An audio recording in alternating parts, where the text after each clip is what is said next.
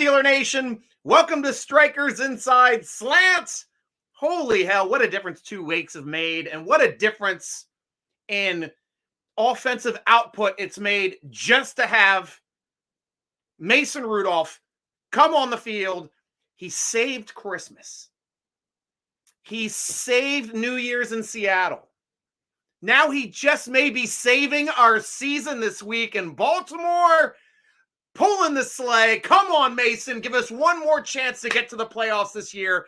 Because to tell you the truth, now that this offense, with the past 2 weeks, with Rudolph in charge, scoring 30 points in both weeks, strictly offensive points, which hasn't been done in like forever, I think we have a chance. And I have to actually say, look out for the Steelers if they make the playoffs. They are going to be a tough out.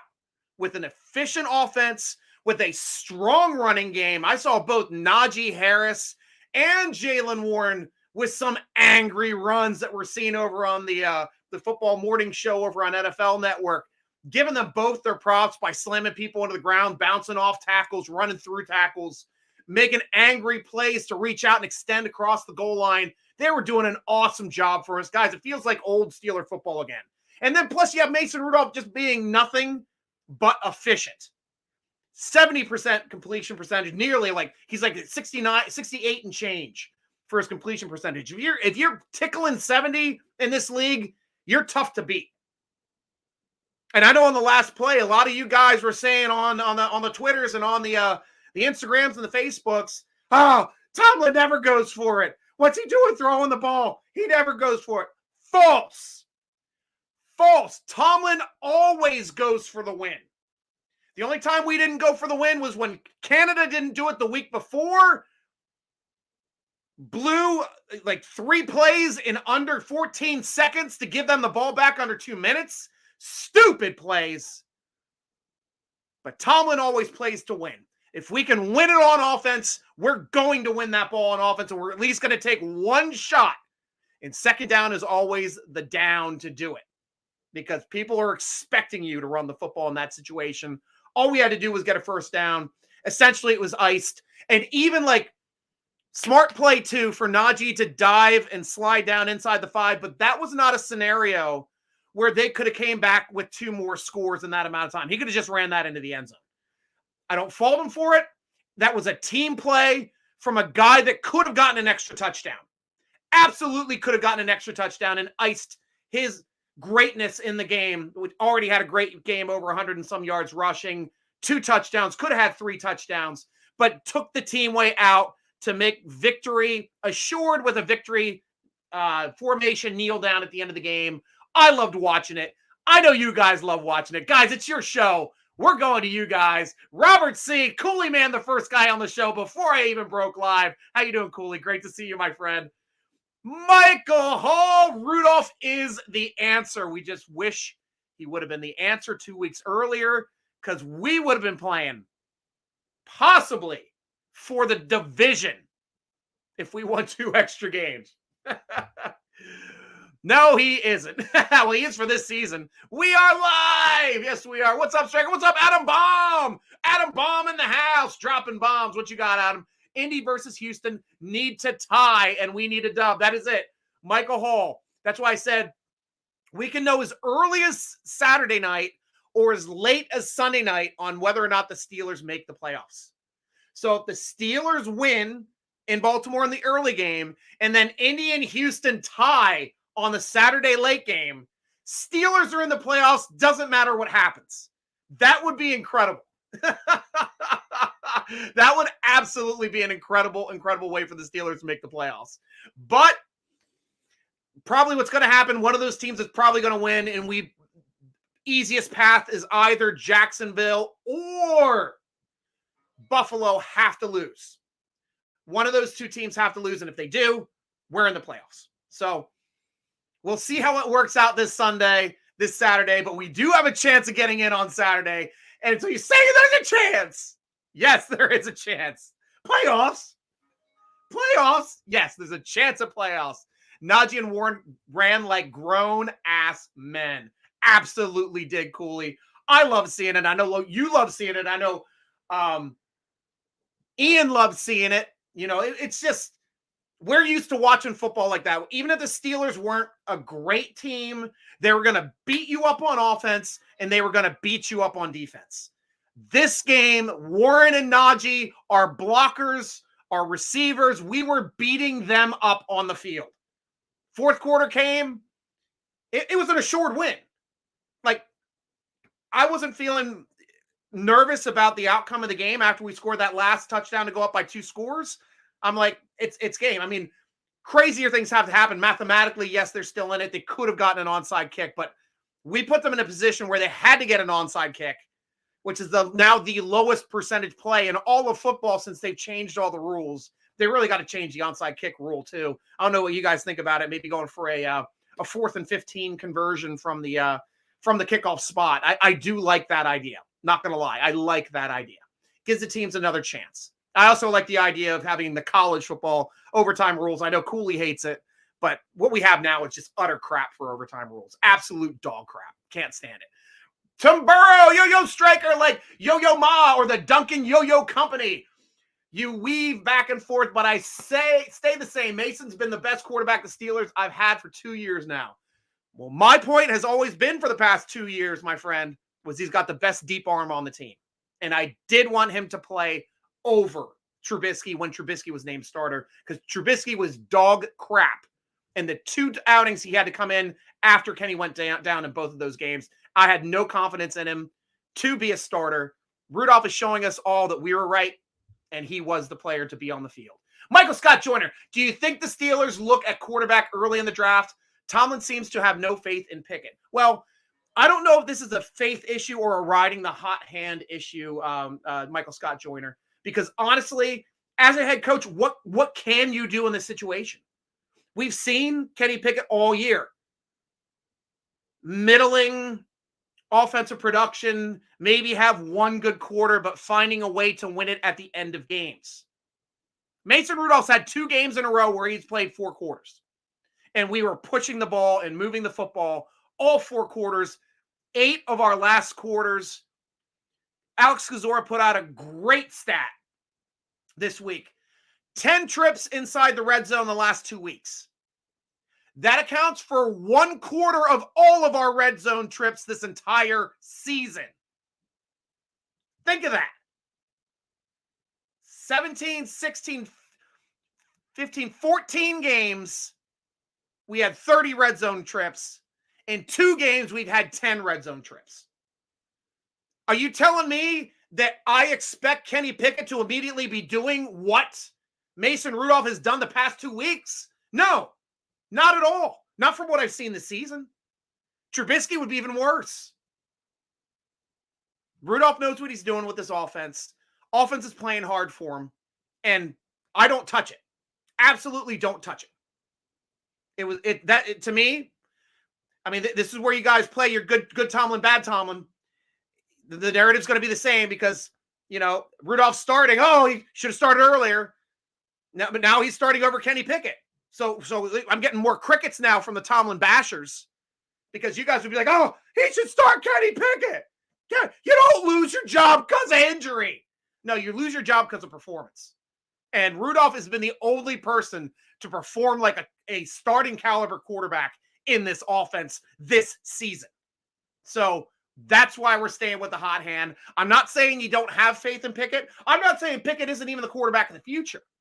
But I'm saying for this season, the way this offense is playing, I don't put anybody else at quarterback other than Mason Rudolph. Absolutely not. Robert, Tomlin was mic'd up. I posted a video of him right before the play to Pickens. He told 2, we ain't going to get conservative and scared. Exactly. That is Tomlin's MO. Guys, I track Tomlin's, the way he game manages at the end of the games. And you guys are way off if you think he's a terrible game manager. Absolutely way off.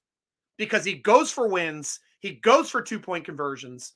He knows how to ice out the clock at the end of games. We only failed in the 1 game this year where Canada was doing all that crap to give the ball over under a minute and a half and 14 seconds back to the other team so they can win it. Absolute dog crap.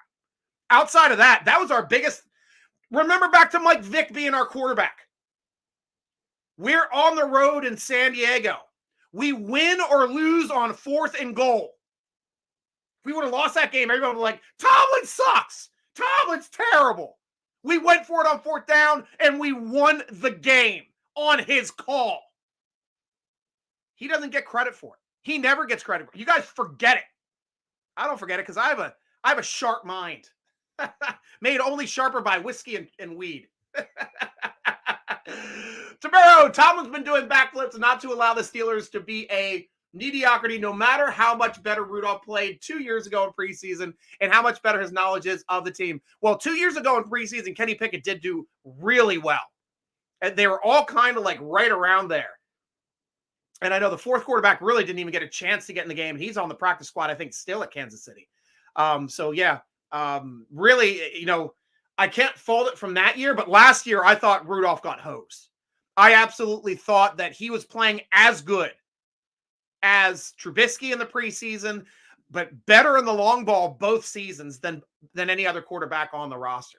Ciao, Dad. How you doing, my friend? Hey, Stryker. So many things to unpack from the Seahawks game. Let's start with back-to-back 30-point games. Exactly, man. We've talked about that, obviously. Nice to have, especially when it's been so long since we've done it.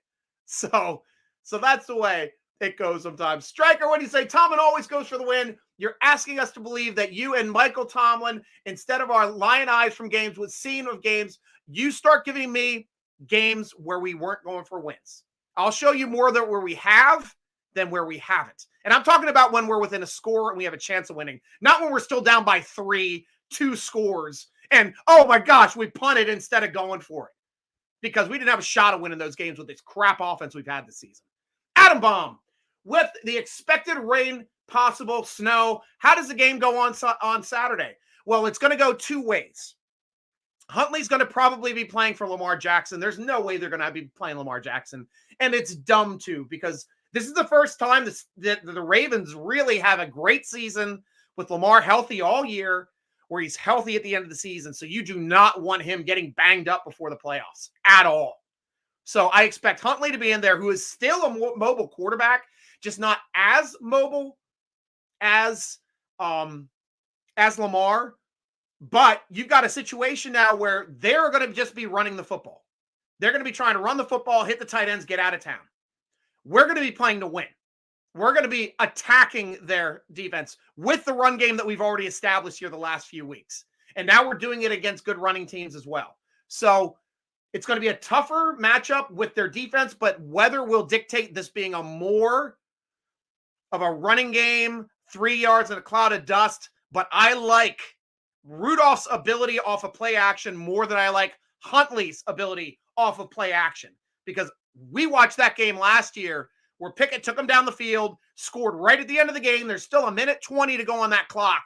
And nobody in that stadium, nobody in Baltimore Stadium, which I was sitting in, had the belief that Huntley could have taken them down the field to win the game. The place was silent. You could hear a pin drop on that final drive.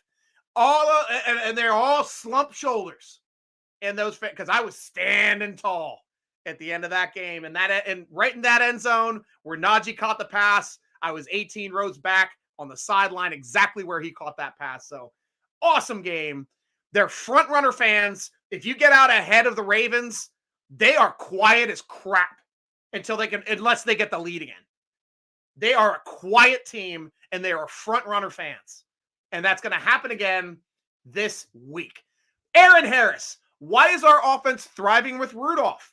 Rudolph's hitting the intermediate to deep passes. That is something that the previous 2 quarterbacks could not do. Also, if you notice now in a lot of our play, one of the biggest differences that a lot of people aren't talking about, but just what I've noticed with my own eyes from watching games, Tamburro, is we're playing a lot more shotgun with Rudolph. Ton more shotgun. More shotgun these past 2 games than we have in any individual game all season. I don't know if it's something that Kenny Pickett doesn't like the shotgun, like Ben Roethlisberger hated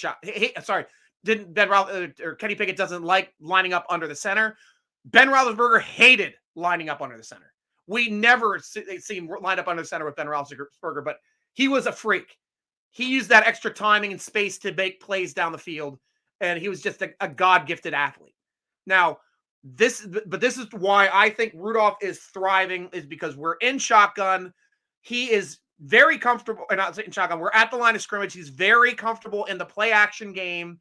He is getting a quick read and has a quick release. We saw that a couple times last game. It looked like he was going to get taken down, and he converts an intermediate pass to keep the chains moving. That's the difference. And he's not scared. He's cocky. There's a reason why another potential defensive player of the year brained him with his own helmet. It's because he's a cocky bastard. Absolutely cocksure and think he can take this team to a win every time he's on that field. That's one thing I've always liked about Mason Rudolph's mental state, except for when he got his concussion. Obviously, he wasn't himself. He had some happy feet. But right now, he's playing like old Mason Rudolph. And if he was healthy that whole season, we were making the playoffs for sure. Absolutely making the playoffs for sure. Chow Chow Dad. For all the grief people got, he made a beautiful form open field tackle when he thought DJ fumbled. Exactly. Now we're starting to get to playing like a team. Cooley, I would prefer sudden death overtime. Want to win, stop the other team. I prefer sudden death overtime also as well. But I do like the college rules. And I think it would make it more fun for all these fantasy players too. I hate fantasy football. Don't get me wrong. I hate fantasy football. But it would make it more fun if you're watching your team play fantasy and you've got a shot for your players to go and get an extra touchdown in that game to help you win your week, to get maybe a 2-point conversion to help you win your week. That is very exciting, not only for the fan base, but I think for the game itself moving forward. Us old heads, yeah, sudden death is the way to go. You don't make it so there's 2 possessions and then shorten it from 15 to 10 minutes, because now you're going to have a higher rate of ties at the end of games. Hopefully we get one on Saturday night. That's what I always root for when a game goes to overtime, is a tie, because it's a terrible, terrible format with what we have to deal with in the NFL right now. Chow Chow, Najee and Jalen playing basketball with the Seattle defenders' heads. That'll be a flag next year. I don't think it will. I really don't think it will. I mean, and you look at some of them, Najee hit the guy in the chest and just threw him when he came around the edge on the left-hand side.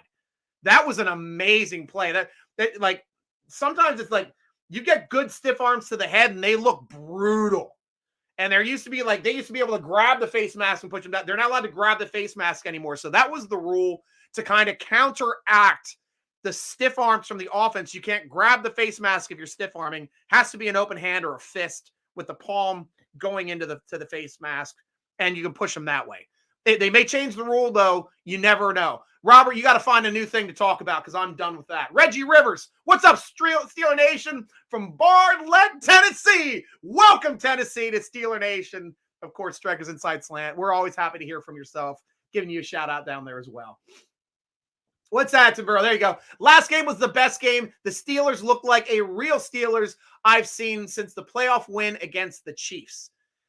Yeah, it's nice to see them play 3 yards in a cloud of dust and have the running game complement the passing game, and the passing game complement the running game, which was the reason why that pass was wide open, to be able to ice the game to George Pickens on that final drive, where they were out of timeouts, where we knew if we got a first down, the game was essentially over. So great job that they did there to ice the game and win the game on offense for once. Or they've done it twice this week, but that was really demanding win. Chow Chow Dad, all 3 tight ends got an assist with one of Najee's touchdowns. That's awesome, isn't it? Because the way our tight ends aren't getting footballs, it's nice to see them being able to get in and get involved and be nasty in the running game, because we've needed it all season. Cheers, Steeler Nation. I'm drinking a blend. It's Gotta Lock Irish whiskey with a little bit of the old smoky whiskey cherries and so 2 teaspoons of whiskey cherry juice. I make my own blends. Bradley, welcome, X. Here's an X person. Mason has that confident pocket poise. He's actually going through the progressions. He absolutely is. Good thing to see there. I'm glad you see it too, Bradley. Timbo, will we see only second-string Ravens, or will John Harbaugh wisely put in the third-string guys too? Well, You can only rest or deactivate, I think it's up to 7 people. Obviously, some injuries are going to be deactivated, but then it's up to the coach whether or not he wants to put certain players in the game. I fully believe probably their starting offensive line will play unless any of them are a little bit banged up. They may give them the week off. Haven't taken a look at their injury situation yet to see what they're sitting at. But I definitely expect Lamar Jackson's going to rest. Maybe their next top tight end might rest just because they're so thin. They don't want to get another big injury since they've already lost their big man for the season. Gus, the bus, may take a breather this game as well. So we might see Gordon out there, who's now a fumble machine. With the way our defense is hitting, I'd like to pop a couple balls out of Gordon's hands. So, but I can see those 3 guys potentially resting, as well as maybe a player or an offensive lineman that may be a little banged up, that they want to give him a 2-week rest to be ready for the final 2 games of the AFC playoffs. On defensive side, absolutely expect Roquan Smith to sit. He's too good of an impact player. He's one of those guys where you just would not want him to get hurt for the playoffs. And honestly, if it was different, if it was reversed and the Steelers the other way, Cam Hayward's not playing, TJ Watt's not playing, Najee's not playing, Freiermuth's probably not playing because he's always banged up. And then, Mason Rudolph I'd have sit out as well. And then anybody else that's banged up on the lines. So that's the way you've got to treat it. You got to treat it like, okay, we're already in the playoffs. We are already 2 weeks into the playoffs. So the smart thing to do in this situation is give your playmakers a week off, which I fully expect. But you better be damn sure Harbaugh is going to have his 3rd stringers ready to play in this game. So this is not going to be a walk-in and win game. This has got to be an earned win game. Steelers have to show their dominance like they did in week 1 on the line of scrimmages, or when we saw them in the beginning half of the season, where we beat them up in that game too. So fully expect that to be the whole same way this game as well, but I just think we can make some bigger plays. I fully expect Flowers to play. Why do you expect Flowers to play? Stryker, he's their best receiver because he's a rookie. He's a playmaker. He's a rookie. And you got to get him the experience in these games. So I fully expect Flowers to play. Maybe not the whole game, but maybe the first half. We'll have to see if they decide to take him out. But I fully expect him to play in this game. Chow Chow. Hope Mason does well against the Ravens. They gave him the concussion that started his slide last time. He'll want some paybacks. Absolutely will. Absolutely will. John Maulers, Happy New Year. Happy New Year to you too, John. I hope you and your family had a great New Year's. I did as well. Sombrero, assuming the Ravens without starters are a team the Steelers will beat and then have the luck of the Rooney Irish to get in the real season, do you think the Steelers would play Ravens right away in the playoffs? 0 chance. 0 chance of playing the Ravens straight off. Why? Because the Ravens locked up the 1 seed. They've got a first round bye. But if the Steelers get in, they're probably going to be the 7th seed. There's a couple scenarios which can give them the 6th seed, but I fully believe if they make the playoffs, they will probably most likely be a 7th seed. So if they make it in as a 7th seed, if they win that week, they definitely play the Ravens week 2 in the playoffs. So that would be the only scenario to get a guaranteed playoff berth against the Ravens. And then the other scenario is if they get to be the 6th seed, if they end up upsetting the team the first week in the playoffs and the 7th seed loses, the Steelers would play the Ravens in the next round of the playoffs. So those are the 2 scenarios that the Steelers can play the Ravens in the playoffs, but both scenarios require the Steelers to win their first playoff game to have a chance of getting to the next round to play the Ravens. John Maulers, I was wrong about Mason. It's fine. I am not a proponent of pointing fingers, Maulers. I'm happy either way. Oh, you going to bed, sweetie? All right. Well, good night. There's Virtual Viola is going to say good night to Steeler Nation, everybody. Good night. Do you want to say something? Say good night. Good night. And What? what are you going to say? And I forgot. Go Steelers. all right. You have a good night, sweetheart. All right. I'll see you. I love you. Good night. All righty. She's off to bed. I'm still running the show. She's going to bed late. I'm going to catch hell. Cope, you're crazy. Tomlin sucks at everything. You don't read the haters post. Oh, I do. I'm just sorry I'm not posting as much over there on the site as I normally do. I've been so busy with the transition with my company right now. So Hopefully I'll be over to there posting every day like I used to. Maybe in the offseason I'll get better at that. Timburrow, average greed for NFL knows no limits, so they've added ridiculously many playoff teams. So Steelers' first game in the real scene could be against another wild card. Yeah, is that the way it works out? 2, 3, and 4. No, it can't be against another wild card because 2, 3, and 4 are division winners. 1, 2, 3, and 4 are division winners, and then 5, 6, and 7 are wild cards. So no matter what, 2, 3, and 4 are going to go up against 5, 6, and 7.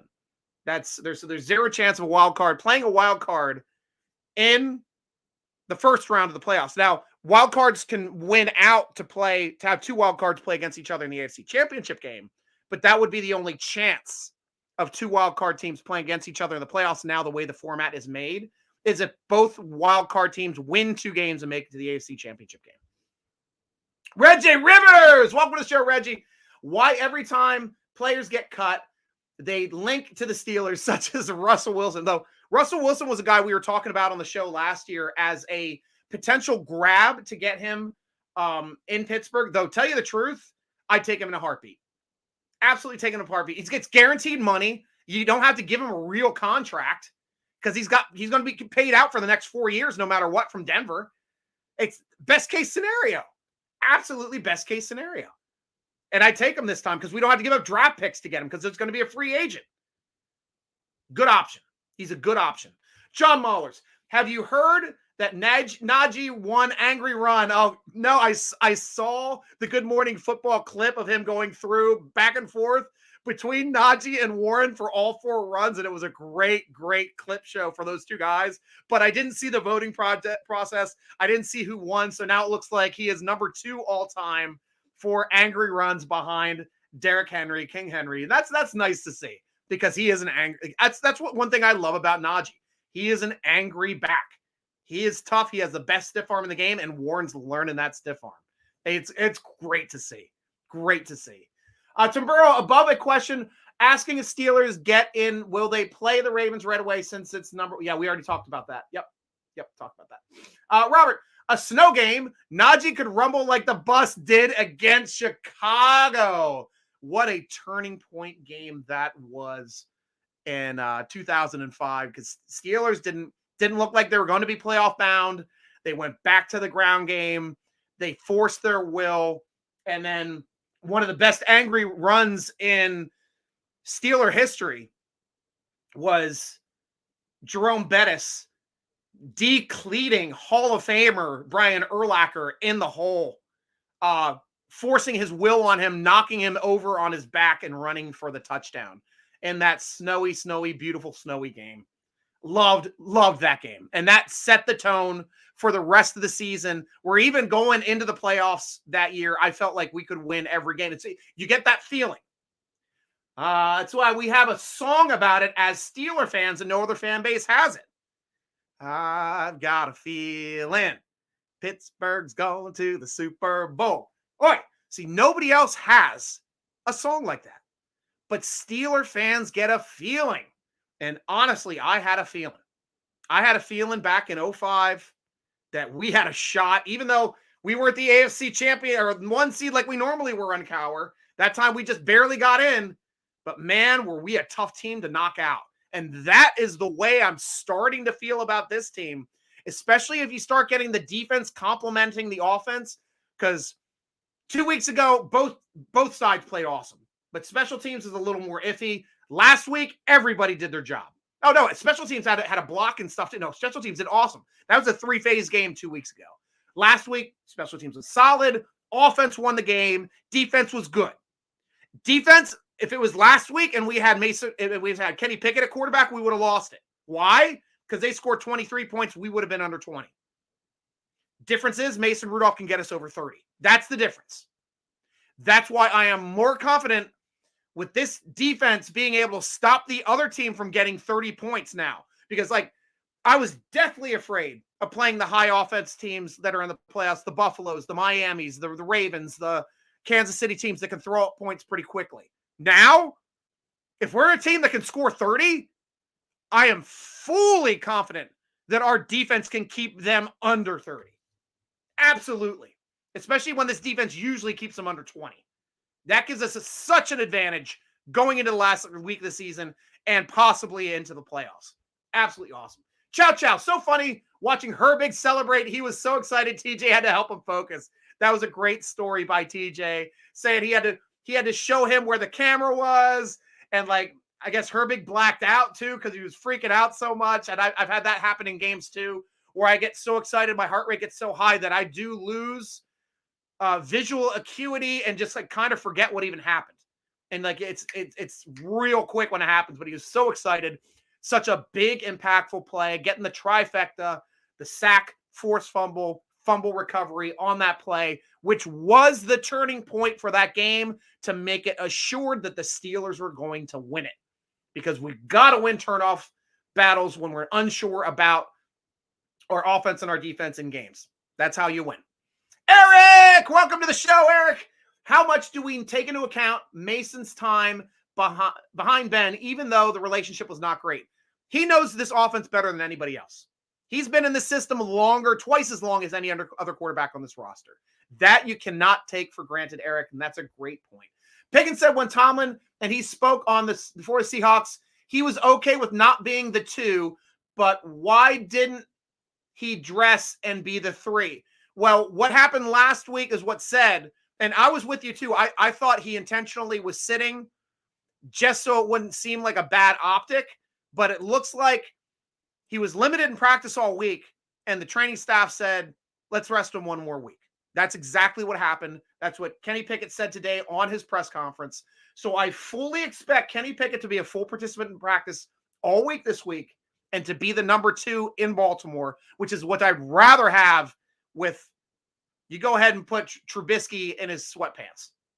Michael Scott Joyner, Ravens defense had some players limp through the game. In my opinion, a lot of the D starters sit, and Mason has a big day. I fully expect it's going to be one where we're going to be having some good time. I know Hamilton's still hurt too. He's a great impact player from their strong safety position. So I don't expect him to play either. And if he's good enough to play, I don't expect him to play him because they're going to give him another 2 weeks so he can come back 100% if he's even close to coming back. Yoder! Hey there, Stryker. Our Pittsburgh Steelers are 9-7, looking to be 10-7 after the Ratbirds game. Absolutely are. Absolutely are. Yeah, I knew what you meant there, Timburo. Old Mike Vick is one of Tomlin's seemingly endless list of Steeler signs. Probably signs, right? Yeah, Steeler signs.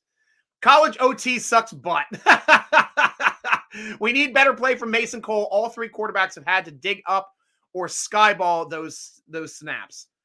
Yeah, Cole has not been playing 100%. We need to draft one. We need to draft our next center in round 1 or 2 next year. Our next center needs to be drafted in round 1 or 2. I gave Mike Tomlin 100% props for the good decision to finally, for the first time ever, give Mason Rudolph the entire week as number 1 for the upcoming game. Yeah, great to see. Absolutely great to see. Rocky Rush Rivera, great name, Rocky. Welcome to the show. If we win, we have to wait till Sunday for no playoffs or playoffs. Go Dolphins. No, we have a chance of watching them get in the playoffs on Saturday. If they win and then the Houston Colts game is a tie, the Steelers are in the playoffs because Jacksonville automatically gets that division.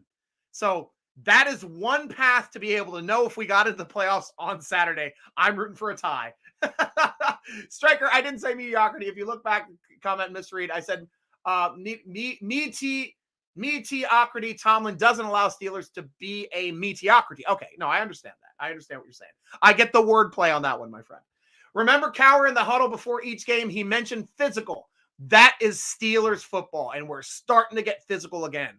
And now you love it when everybody buys into it because both touchdowns that Najee Harris had were physical touchdowns. One was a big play by him. One was a team play and Najee all pushing that whole pile into the end zone. Or was that Warren? I couldn't remember if that was Warren or Najee under that pile. It's such a pile. But absolutely big touchdowns in that game. Won by a physical offensive line now. Physical tight ends. Physical wide receivers now. George Pickens getting his head back in the game. And now everybody's blocking again. Robert C., did you notice on the play where Warren was thrown down behind the line of scrimmage that Najee stepped up and got in the defender's face yapping at him? My thoughts were he was telling him to try that crap with him. Exactly. Yeah, this team's playing with a chip on their shoulders. Absolutely. Absolutely. Miles, greetings. Welcome to the show. Tim Burrow, number one, unquestionable. Everyone agrees the biggest problem with the first 40 years of the Steelers was the owner and the coach being friends, and who is the coach hired and put in the team friend. And, well, that did happen, but there was a lot of rotation. So either he had a lot of friends, because we had a lot of coaches between our inaugural year in 33 and our first win 40 years later and after the 72 season. Miles, we stay smoking that Ravens pack. The Ratbirds stand no chance. Absolutely. Absolutely. I'll take this one. For a couple years now, I've been talked about the punter all preseason and early games, and now ranked number 27th out of 32 punters. But you tell me, you've been talking about it both times, and I agree. You should definitely have competition. We brought in an actual NFL punter last year to compete against Harvin, and he flatly destroyed him in the preseason and won his job both preseasons. Problem is, we need to carry 2 punters on this roster, so he kicks like that every game, which just doesn't win, just doesn't work. Chuck Noll won at least one playoff game in 52% of his seasons. Bill Cowher won at least one playoff game in 74% of his seasons. Mike's won at least one playoff game in 23% of his seasons. Those are great stats. Great stats. Michael Hall, 90 for DPOY. I'm 100% with you. Rocky Rivera, let's get it right. If you do not make the playoffs, it is a losing season. Tim Burrow's with you 100% on that one. Miles, Nick Herbig with a strip sack. Dude is a game changer. I want him to get more playing time. Miles, I've been talking about this on a couple shows. We're in a situation now where we got to start thinking about it as a general manager. And certain players on this team now probably aren't going to be on the team next year because of losing their positions to younger players and to better players. Chukwuekorfor, not going to be a Steeler next year. Are we going to get a draft pick for him? I don't know, but we're going to try. Tell you one person who we could get a draft pick and maybe a first rounder for, Highsmith. Alex Highsmith. Just signed him to a new contract. It's a very team-friendly contract because he's not being paid like a number one pass rusher. He's actually being paid like a number 2 veteran pass rusher. But he can be another team's number 1.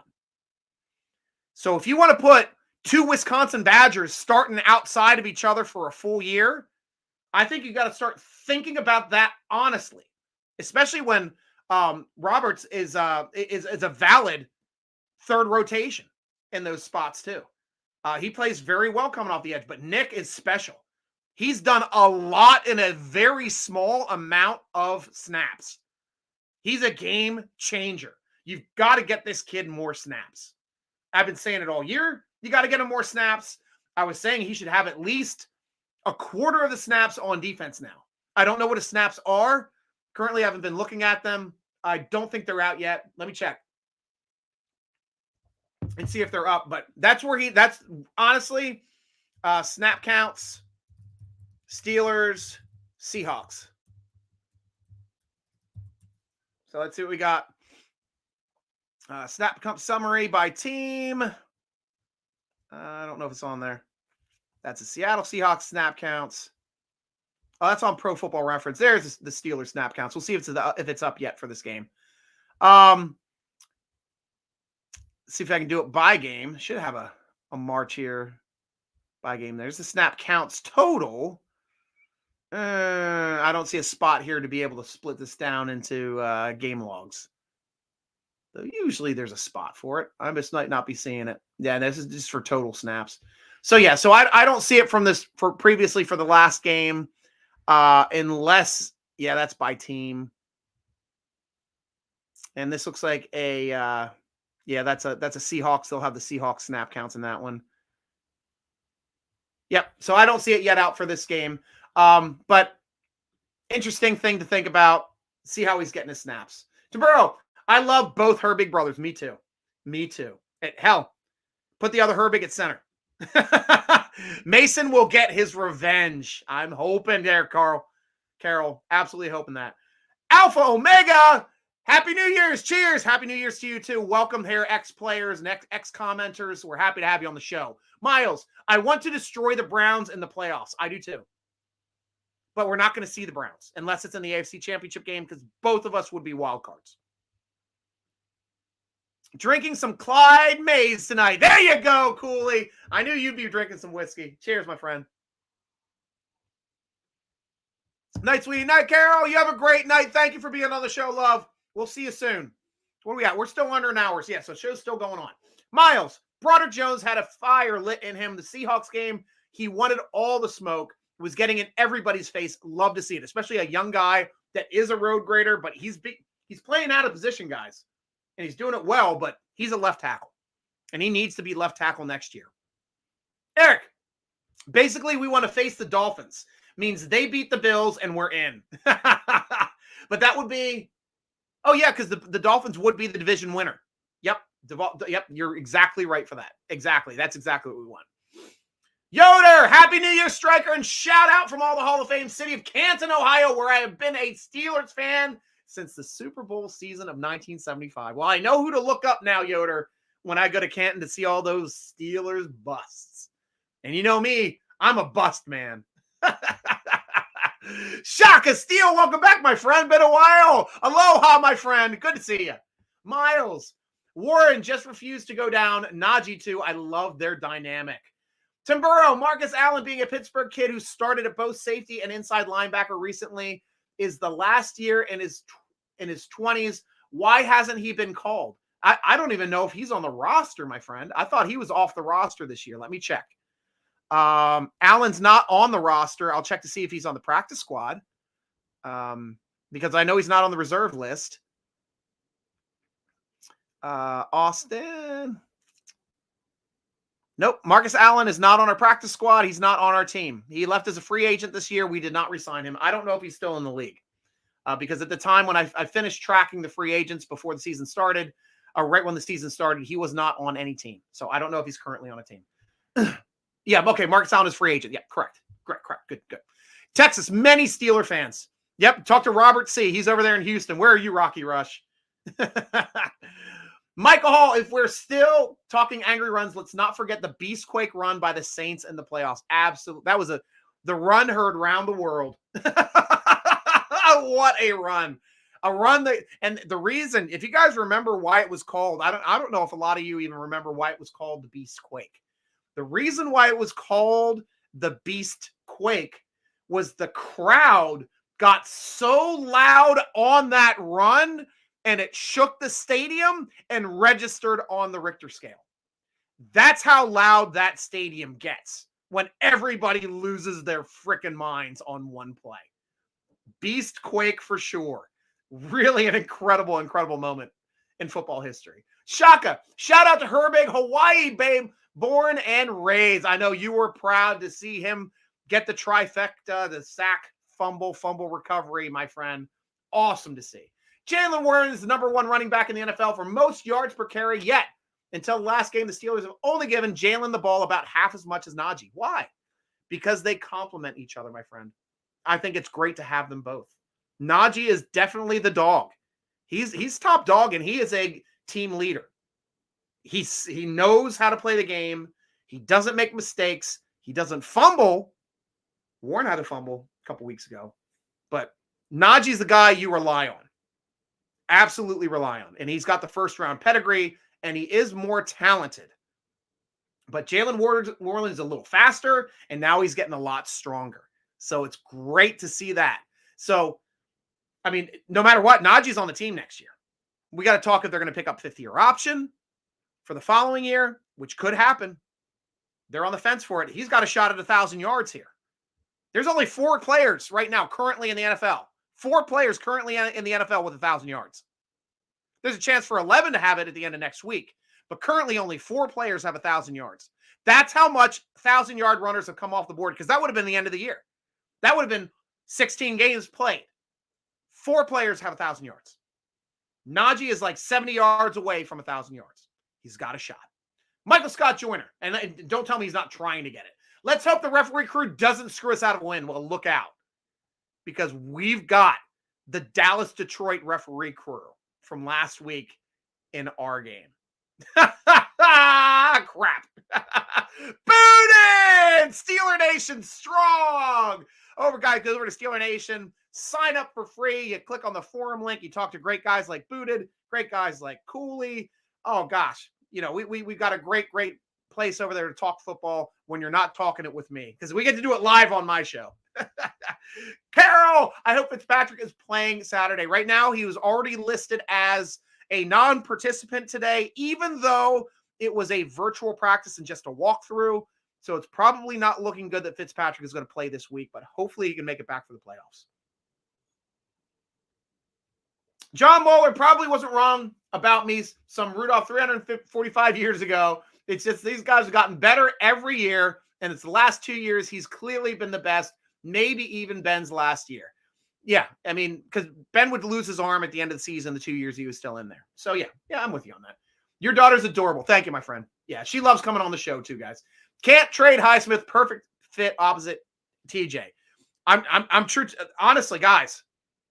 But how do you not play Herbig? That's the thing. And it comes down to cost. Like, if you're a pure cost-cutting team, you'd actually keep Highsmith and Herbig and get rid of TJ. But TJ is the team. He's a team leader.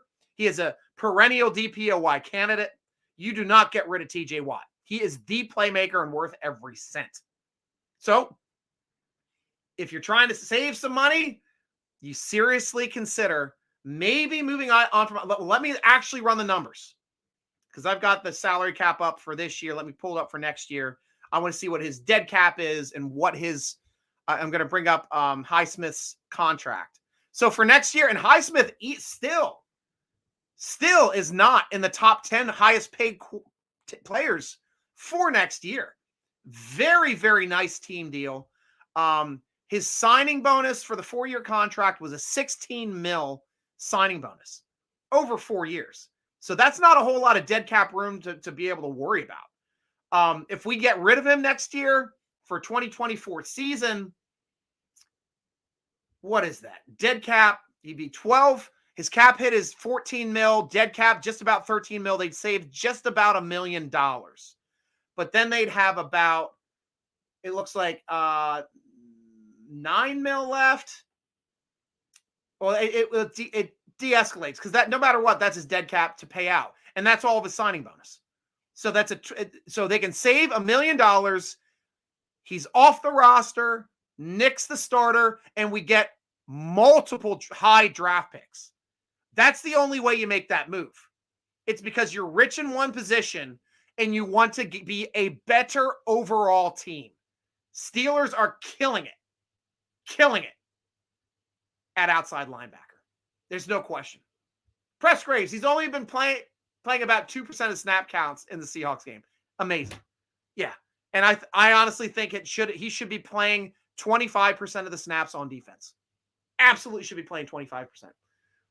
Robert, Omar is a great money man, and he sees what Stryker does, that if this old team's going to pay him, then we'll take him. Russell Wilson. Exactly.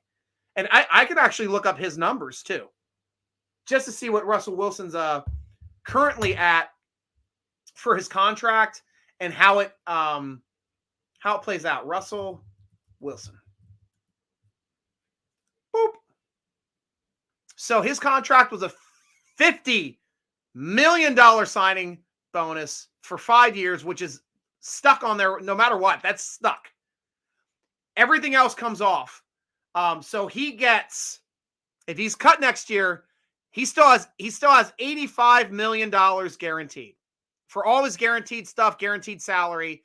$85 million guaranteed if they cut him. See, any contract he gets is gravy. On top of that, that's amazing. That's amazing, because he already got the 50 and so the 40 comes off of that. So that's 40, another $45 million he is guaranteed outside of his signing bonus that he already got last year. That's usually, that's about what great quarterbacks are getting per season now.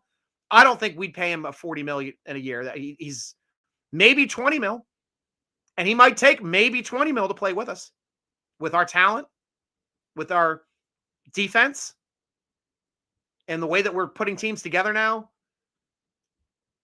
It would be an interesting thought, especially if we're keeping Mason Rudolph again for another year. That's why I got to check Mason Rudolph as well. I want to see where he is on the roster, just to check to see if he's still signed for next year. So that was for 2023 I'll go to, because I know he's definitely on the 2023 roster, and I'm not going to roll down through to try to find Rudolph if he's not on, because I forget if he signed a 1 year or 2 year. There's Mason. So he signed a 1 year contract. So he's a free agent next year. So obviously he's doing well. Looks like the Steelers are going to give him a chance. And probably more than $1 million next year, since we're going to be dumping Trubisky and saving $8 million by dumping Trubisky. Draft Cedric Van Pran. Don't know who that guy is. But sure. I adore Najee Harris as a hermit kind of person like myself, and I love his upbringing story, how hard he works, and his running style, yet Jalen should get as many handoffs as Najee. And there were games where they got just about equal. It depends on the game, and it depends how it's running. But both of them, like, I wouldn't have been upset either way if last game, if Warren was the guy that got as many snaps as Najee, but just they complimented each other so well. So well. And I love seeing that. It's been a weak head coaching decision that doesn't allow mediocrity, that's limited Jalen and excluded Mason before now. I disagree with that, but I understand your perspective. I understand your perspective. Only problem a Steeler fan ever had with Bill Cowher was the tease of going so deep in the playoffs, but not to the Super Bowl so many times. That was absolutely the biggest thing against Cowher.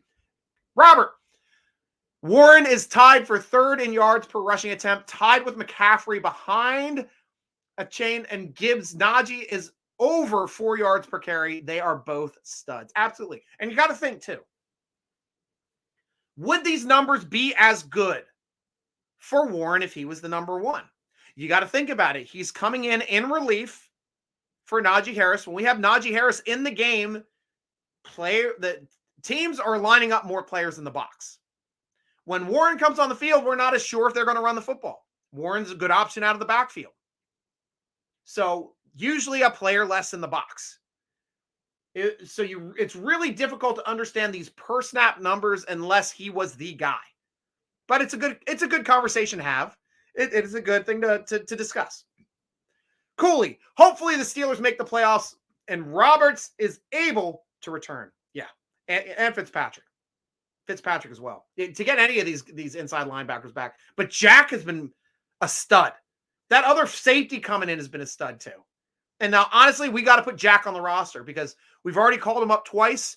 He's going to be rostered the last week of the season, which means we got to cut one of the other inside linebackers, which I'm fine with. I'm absolutely fine with. Score prediction for number 2 Washington versus number 1 Michigan on Monday. I'm saying Huskies win it 38-35, walk-off field goal. Plus Wolverines are like Godzilla. Everybody wants to beat them, but can't. Maybe it will be the Huskies. Well, they have the offense to do it, but they're going up against the top defense. It's going to be an interesting game.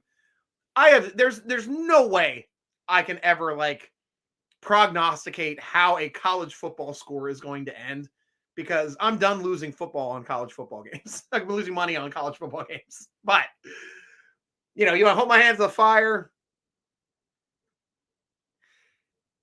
If the Huskies put up 38 points, they're winning the game. Flat out. Wolverines are good on offense, but I don't think they're good enough to put up 30 plus points on the Huskies unless they completely control the line of scrimmage on offense. Interesting. It's a good matchup. Either way, it's a good matchup. Taburo, so when Stryker's telling you how great it was the year Cowher's team barely got in, had to play all the hardest scheduled teams in the playoffs to get in and win the playoffs in the Super Bowl, why it was so great. That was such a great run. Absolutely. Beaten 3, what was it? We beat 2-1-3, I think on the was the way it worked out for the 2-1-3 on the first round side, or for the AFC side, the top 3 seeds in the AFC, and then the number 1 seed in the NFC. But we couldn't win the low seed, unfortunately, against the NFC the next time we got in, which sucked.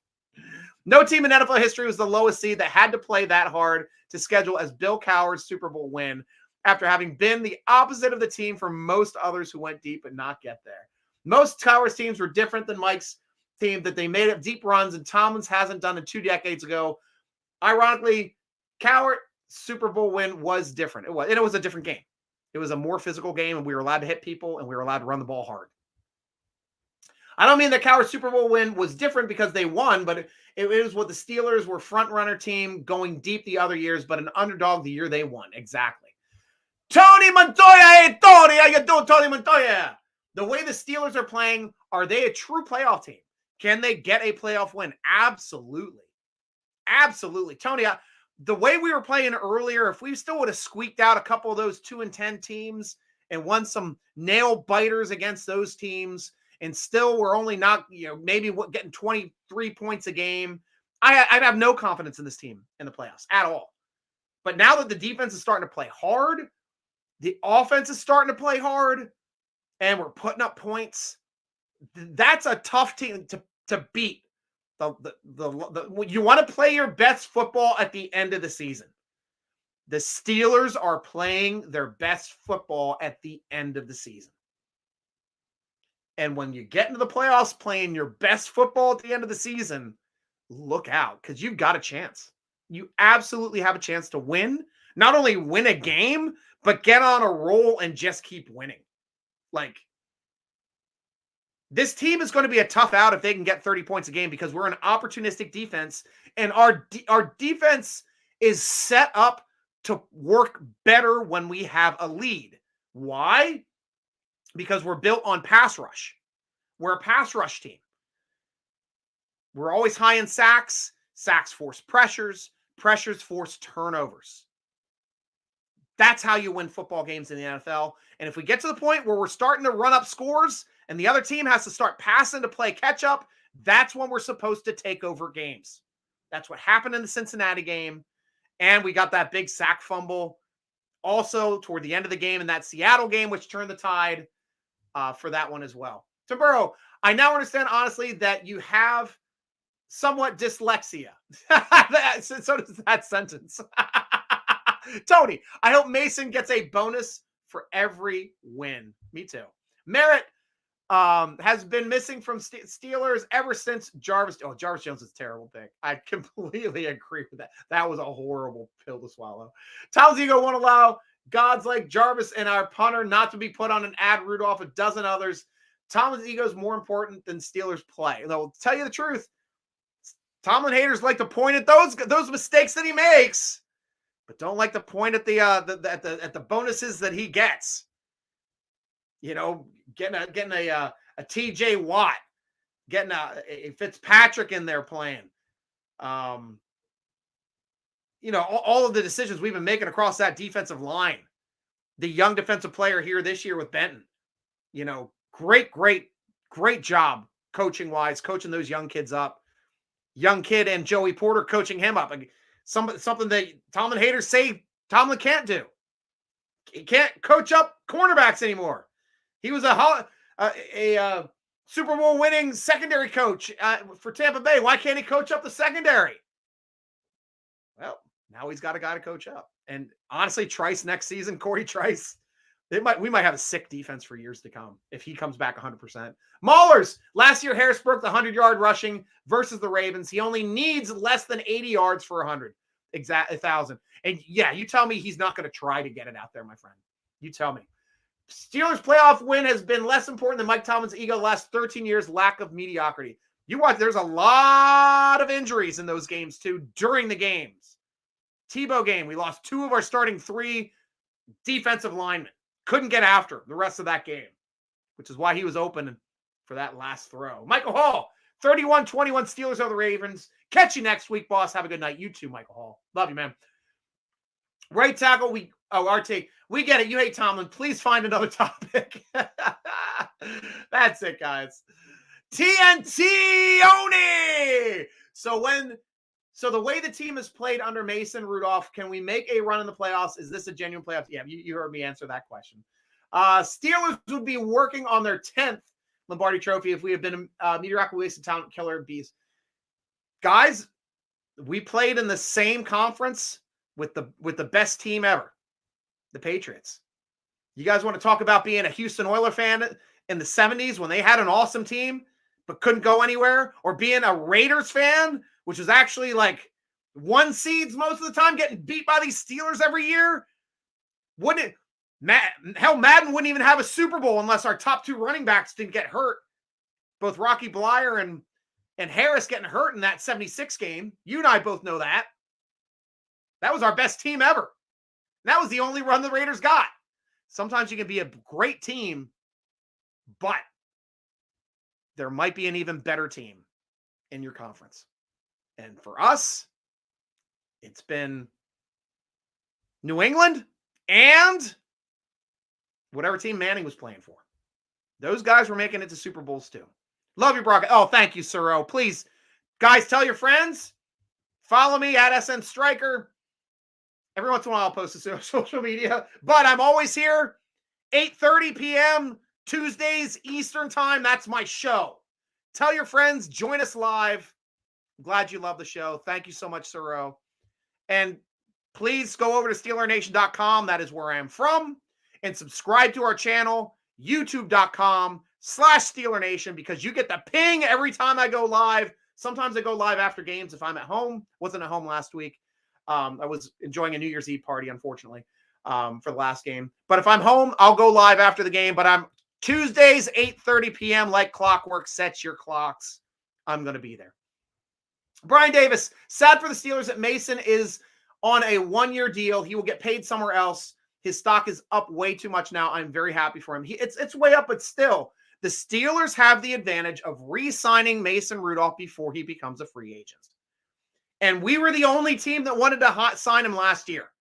He sat on free agency for a month or 2 before the Steelers re-signed him, brought him back in-house to have him come back with us. We gave him a chance. Nobody wanted him. He might give us another chance to re-sign him before free agency. 77 yards for Najee to hit 1,000 exactly. I think he's going to do it. That's a good side bet for Vegas this week. Does Kenny have an issue with Mason starting once again? You got to tell. I mean, come on. It's got to hurt. You are the golden child. You've been starting the last 5, 6, 7 years at that same stadium. And now have lost your job to a guy that was a 3rd-string quarterback that's running the offense better than you could. That's got to hurt your ego. But I think he's getting over it. I think last week he was really hurt by it. This week he understands. Tomlin came right out in front of it, said Rudolph's our guy. So Kenny's got to accept it. And it looks like he's going to accept it and be the number 2 this week. So we'll see how he does this week. Good night. Talk next week. Steelers 31, Ravens 17. Thanks, Maulers. I'm glad you guys are doing the score prognostication so I don't have to. Brian Davis, Ravens should be benching all the starters to give us a chance. That Houston loss is haunting us now. But we still have to win it. It's up to us to win the game. Number one thing that you said last year was LT, and y'all made fun of me, and what you're making fun of what I'm saying now is that you'll switch on next year. I don't remember every single thing you say, dude. I don't even remember every single thing I say. Love the show, Stryker. Thank you, Cooley, man. You know I love you, man, as well. Being the first one on the show today, and thanks for setting us off tonight. Tony Montagna, do you see a scenario where Rudolph stays number 1 and the Steelers move on from Pickett? The only scenario where that happens, Tony, is Pickett is, no matter what, he's on the roster next year. He's on a rookie contract. He's very affordable. No way we're moving on from Mason Rudolph unless we get a sick draft pick option from somebody. No chance of moving on from Mason Rudolph. Or sorry, from Kenny Pickett. So if Rudolph gets signed and we allow them to directly compete to be the number 1 next year, because I fully believe we are cutting Trubisky and saving $8 million next year. We're already over the cap right now as we sit. That's an easy $8 million to cut. We get another $11 million cut in Chooks. That's $20 million right there just about. So I completely, to me, those are no-brainer GM moves. You don't have somebody more expensive on the roster to back up a guy that's way less expensive that does your job better. Because you can fill that in with a draft pick or a free agent that's going to be way cheaper than you. Cooley, so glad Cooley is here to make those great comments. Mantelia, thanks. Have a great evening. You too, my friend. Michael Hall, do you have the full injury report before Baltimore game and who could come back this week. I can look it up quickly because I do have the Steelers thing open. I'll see if they posted it because I did see them talking about it. Okay, it is posted. Nope, that's from last week. Let me just do a quick search for it then. Steelers injury report. Week 18 injury for the Steelers. That came out on Steelers for the report for today. I'll see if they have a list. Talk about, yep. So far, this is what they said. It was a walkthrough. It wasn't an actual practice, but we can discuss how these look. Kenny Pickett was full practice. Trenton Thompson, he's limited today, did not play last week and was inactive last week. Najee Harris was limited today with his knee. Minka Fitzpatrick did not practice. Landon Roberts also did not practice. Neither of them practiced at all last week. We'll have to see if they can get in this week, but if they're already listed as a non-practice for not even practicing, don't see them getting in. Cam Hayward has a groin, but he's an old head. They're letting him rest. Probably same thing with Semialu. He's limited. Both of them are listed as limited. I expect Harris, Semialu, and Seumalu, and Hayward to play no matter what. Thompson's still questionable in my opinion. Landon Roberts and Fitzpatrick are on the outside looking in for a chance to play this week. Kenny Pickett will back up, in my opinion. That's my opinion on the injury list as we set, but we'll see how the practices roll out these next two. Love you too, Brian Davis. Thank you so much, man. So what you're saying is Najee looks like a strong running back. The Steelers won, and we haven't gotten Jalen Wirfs due to his equal handoffs is naughty, so Najee gets over 1,000 yards. Yeah, I think maybe if you reverse them, that could happen as well. But I don't know how good Warren is yet as a number one. I know how good he is as a number two. I know how good Najee Harris is as number one. We've never had a running back with 3,000-yard seasons to start their career in Pittsburgh, ever. And you want to throw the baby out with the bathwater. I mean, I understand your point of view. I just don't agree with it. Suro, what do you think about the Jags losing or Bills versus Dolphins? I think the Dolphins have the best shot of winning and getting us into the playoffs. Jags have to play. Who are they playing? I'm going to scores. I'm going to the schedule here quick, and something might pop up and make some noise. So I apologize if. No, I can just mute it. Boy. I know they're playing a lesser team. I don't remember if they were playing Carolina. Let me see. Oh, here we're talking about now. The Jags. Yep, because Bills Dolphins are playing the last game of the day, which will determine a lot of playoff seeding. And why am I not seeing the damn Jags game on here? They changed their logo. Come on. Oh, there it is. Jags Titans. Titans have a shot. Titans have a shot of winning. It's on the road. They're a great running team. Comes down to turnovers. You know, I'm not saying they got the best shot of winning. I can let you the numbers right now. Let's see what the lines are. I've got that on my phone. So I'll be able to check out the lines here for the last week of the season for week 18. Houston Texans are 1.5 over the Colts. That game matters because we're hoping they tie. Jacksonville only 5.5 on the road at Tennessee. So they're not a full score. So if you're within a full score and there are turnovers that can even it out, that's how you upset teams. The other last one being that matters for us would be there's a little bit of relevancy for the Raiders and the Broncos game because I think we need the Broncos to win for a chance of us making the playoffs by losing next week. But the Raiders are the favorites at 2.5, and then finally the Buffalo Bills are a 3-point favorite on the road against the Dolphins, and for this game to be played for the division. Yeah. Dolphins have to win. Dolphins absolutely are in a must-win situation, guys. Join Pittsburgh, Ron Burgundy. How you doing, John? Good to see you, my friend. Oh, good to see you. You're kind of a big deal, RB. True. Guys, Ron Burgundy is a great poster over on the Steeler Nation football forum. Awesome content from those guys. Love talking football with Ron Burgundy. So please join the football forum. It's free to join. If you want to chip in some money too, just to help it out and be the great site that it is, you can do that as well. Titans, that's right. Thank you. Originally, Herbig was talked about as having inside linebacker capability, so maybe he can be groomed to be a number one backup at all four linebacker positions over the coming season. The only reason why I don't think that will ever happen now, Robert, was with his as injured as we got, and I started saying he's too talented of a player not to be on the field.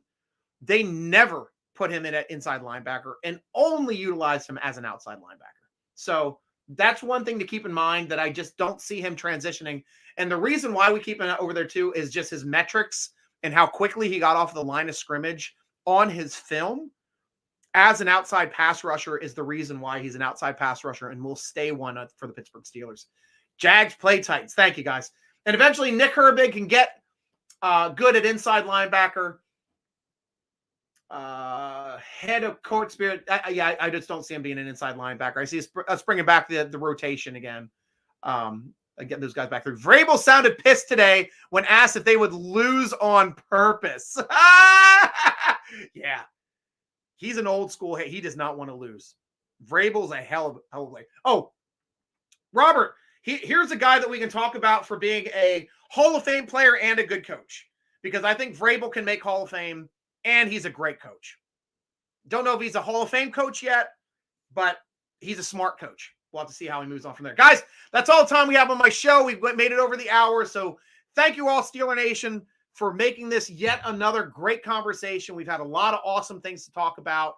Be sure to follow me at Steeler Nation Stryker, or go over to the SteelerNation.com page to read all your Steeler news, and also making sure you can check out our and subscribe to our YouTube channel, youtube.com/Steeler Nation, because I post there all the time, guys. That's where you always get all the best of me. So see you soon on that one. And John in Pittsburgh, I'm going back to you just because it's your first time hitting. I see the Dolphins winning, looking for some redemption after having 56 dropped on them by the Ratbirds. I'm hoping so. Night, Cooley.